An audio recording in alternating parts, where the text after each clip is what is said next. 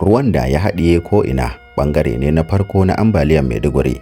A yanzu akwai barazanan ɓangare na biyu wato annoban cututtuka da na uku yaɗuwar talauci a lokaci guda. A zagayen gani da ido, mun bi ta wannan kwalejin na koyon ilimin aikin noma.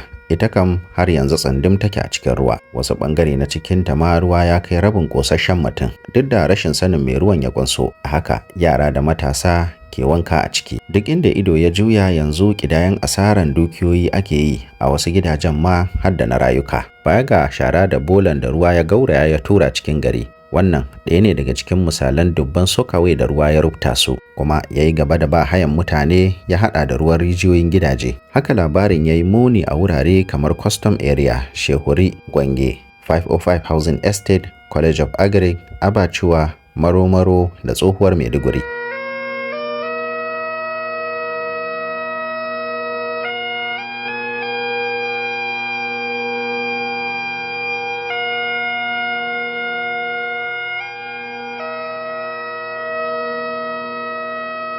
A lokacin da ministan muhalli ya je Maidugurin, ya umarci hukumar duba gari da tsaftar muhalli ta ƙasa da cewa su tare a Maiduguri a hana barkewar annoban cututtuka. Domin zuwa gani da ido ko ministan ya cika alkawari, da sanyin safiya mun ziyarci nan wajen da gwamnatin Borno ta zaunar da jami'an hukumar kula da muhalli na ƙasa da ke cika umarnin shugabanta Dr. Yakubu Baba. A lokacin muka sami tawagar feshi sun kammala shiri na fita.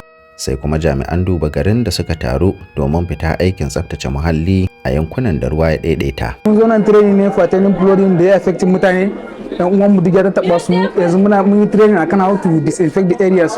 Za mu je house to house and personal hygiene da mu treating mutane insha Allah. Dukkan su nan yan Maiduguri ne. Hukumar ta zakulo su mata da maza kusan 300 domin wannan aikin. Alhakin hukumar Dr. Baba ne aikin tantance tsaftan gidaje da wuraren sayar da abinci da mayanka. Mun sami jami'an hukumar baje a cikin garin Maiduguri domin gano wuraren da ruwan sha ya gauraya da kayan saka cututtuka. Ana koya yadda za mu kare kanmu daga cututtukan da za su faru daga wannan ibtila'in da ya same mu. Dr. Yakubu Baban da ke shugabancin hukumar shi kansa da garinsa na uku akan tsaftar ruwa yayi, wato dai Yakubu Hygiene. Wani fata gare ku akan wannan aikin?